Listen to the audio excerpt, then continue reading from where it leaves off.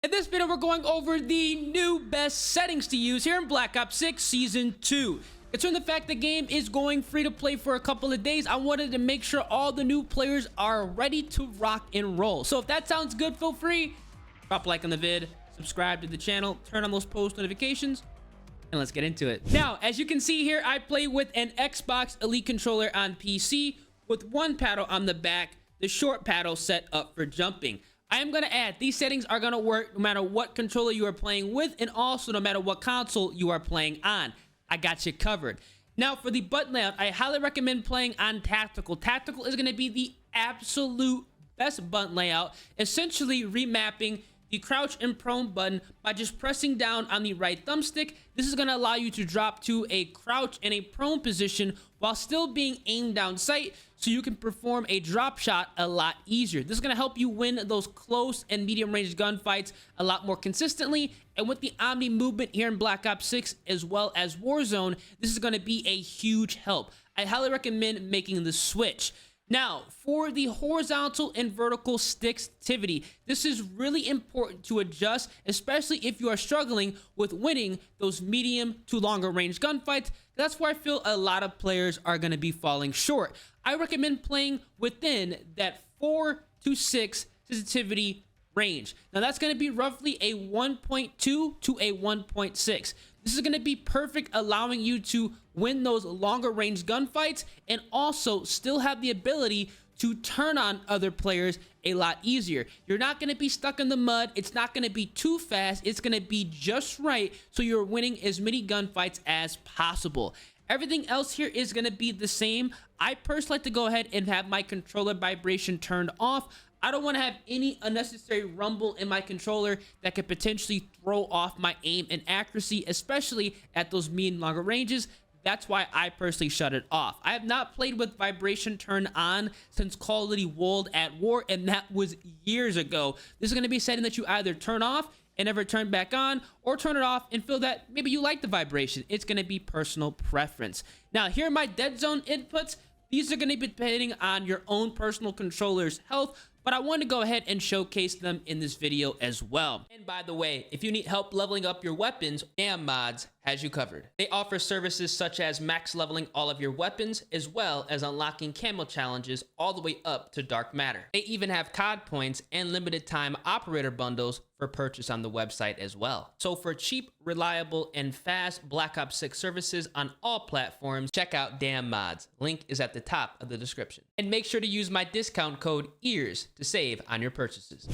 Now, under the aiming section, we are going to take a look at the sensitivity multiplier, because I've made 2 changes which I do recommend you guys going ahead and making as well. As you can see here, my 80 sensitivity multiplier and focusing, I've actually reduced this from 1 to 0.75. This is going to slow down and essentially remove any stick play that you might have at longer ranges. This is going to be perfect if you are trying to win more medium to long range gunfights, and especially if you've been losing those before. This is going to be a thing that you're going to change and see an instant improvement at your aim, accuracy, as well as gun skill. Whether you are playing on a 4 or a 6, that 1.2 or a 1.6, I recommend going ahead and adjusting this to 0.75. You're going to see a drastic improvement in your gunplay. So make sure you guys make the switch immediately.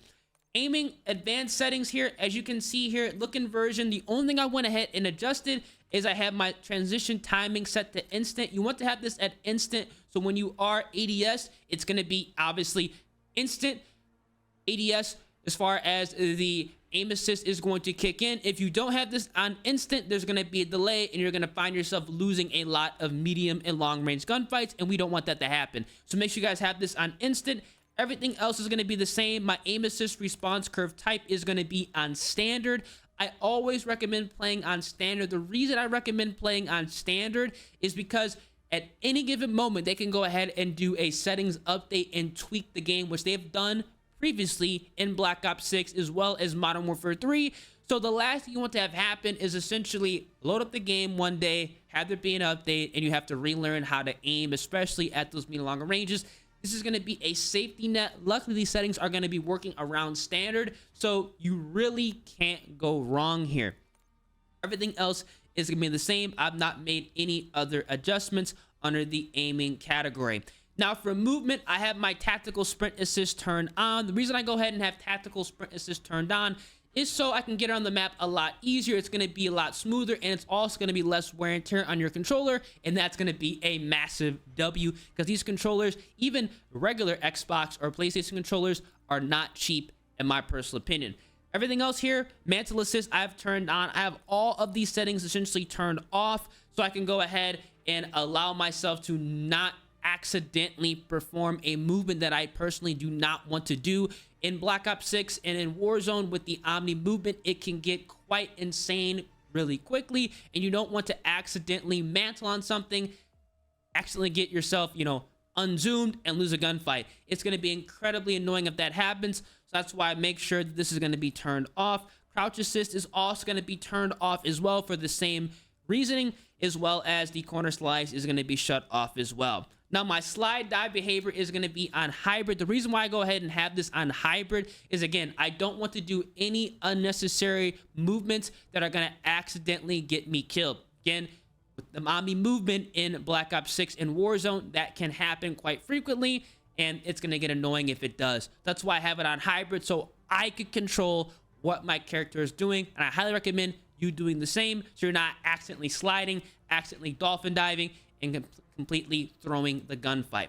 Again, everything else here is going to be the same. I've not made any other adjustments under the movement. And for combat, what I have went ahead and selected is for the C4 activation, it's going to be set by 1 by 1. So it's just going to be detonating when I want to detonate it. It's not going to be detonating after I throw down 2 of them. So make sure you guys go ahead and make this switch. Again, more settings that are going to be allowing yourself to control exactly what's going on in game and not having any handicaps, which in my personal opinion is going to be a massive W. Again, everything else here is going to be the same. I've not made any other adjustments under the combat settings, and these are going to be all of the controller settings for Black Ops 6 as well as Warzone. Now, for the graphics settings, there are going to be a couple of settings that you're going to have to adjust here. For your FOV, I always recommend playing on that 100 to 120 FOV window. It's going to be giving you a larger picture, and it's going to be incredibly important to do so when you are playing on the ADS field of view set to effect. This is going to be incredibly helpful, especially at those medium to longer ranges,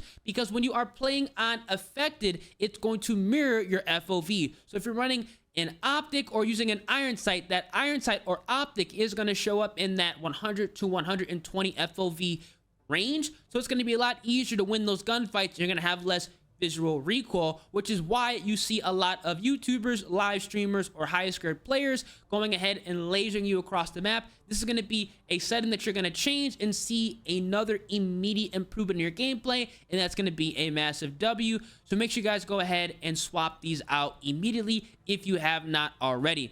Everything else here is going to be pretty much the same here. I don't really go ahead and adjust the vehicle field of view or the weapon field of view. This is going to be honestly personal preference. I know some players have to go ahead and have this on wide, but for me personally, default is going to be perfectly fine. But again, the 120 FOV as well as the affected ADS field of view, this is not going to impact whether you have it, you know, on default or wide. So again, this is going to be a personal preference setting, just like the vibration for your controller. Now, what is not personal preference and what you should do immediately is turn off your world motion blur as well as your weapon motion blur. If you do not shut these off, you're going to have a really annoying haze on your screen, especially at those medium and longer ranges and also in dark corners when you are firing. So it's going to be a lot difficult to see and track players. I recommend going ahead and shutting both of these off. And your first person and third person camera movement should be at 50%. So if an explosion goes off next to you in multiplayer, it happens all the time. You're not going to get as crazy screen shaking. So it's overall going to allow you to essentially understand what's going on in game and win those gunfights close, medium, as well as long range a lot easier, especially if explosion goes off. So I highly recommend going ahead and setting that up. And then my inverted flashbang personal preference is going to be turned on. Flashbangs are incredibly annoying. This is going to make them feel a little bit less annoying. So go ahead and adjust this if you want to, but it's not going to be mandatory. It's going to be one of those personal preference settings. Now, for the audio settings, they don't call me ears for nothing. There are some settings here we're going to have to adjust. For your master game volume, I have this set to 100. Very important to go ahead and do so you can hear footsteps and gunfire as easy as possible. And for the gameplay music volume, I personally go ahead and shut this down. I don't really like to hear it because it can get quite insane. It sounds awesome, but at the same time, it's really important that you're hearing footsteps and gunfire as easy as possible, and that's going to be accomplished when you go ahead and adjust your music volume as well. Now, what you also want to do under the audio is for your audio mix, headphones bass boost is going to be a massive W. This is going to allow you to focus in on footstep and gunfight audio, so it's going to be a lot easier to pinpoint where people are on the map without the use of a UAV. I highly recommend going ahead and making this adjustment. I play with an Astro A40 TR headset, which is dinosaur grade. So if you have a headset that you've bought within the last 7 years or so, you're going to see a massive improvement playing with the headphones bass boost setting. And that's exactly why I go ahead and equip it, whether I'm playing multiplayer or Warzone. Everything else here is going to be the same. I've not went ahead and made any other adjustments under the audio settings, except that I do have my microphone mode set to push to talk, obviously, because I'm making videos. It could get quite annoying if I had this on open mic. With the comm band system going on here in Black Ops 6 and Warzone, it's just best to have this at push to talk so I can talk to people when I want to and not get comm banned. So that's exactly why I have push to talk enabled for myself. And finally, for the interface settings, the only thing I've actually went ahead and adjusted is the mini map shape, which I've switched from round to square. Not only is square going to give you a bigger picture, but it's also going to be a lot easier to read and interpret the mini map, so you can figure out where players are at based off of red dots. You can be able to judge traffic flow and also predict spawns. This is going to be the only setting I recommend going ahead and changing under the interface setting tab, especially gameplay HUD. These are going to be the absolute best settings to go ahead and run here in Black Ops 6 as well as Warzone, especially if you are a new player. Guys, make sure you adjust your horizontal and vertical stick sensitivity. This is incredibly important. I recommend playing within that 4 to 6 window so you can win your gunfights a lot easier at those close, medium, and especially longer ranges. If this video does help you out, feel free, drop a like on the vid, subscribe to the channel, turn on those post notifications. I hope you guys see a drastic improvement. It's your boy Ears, and I'm gonna catch you guys in the next one. Peace.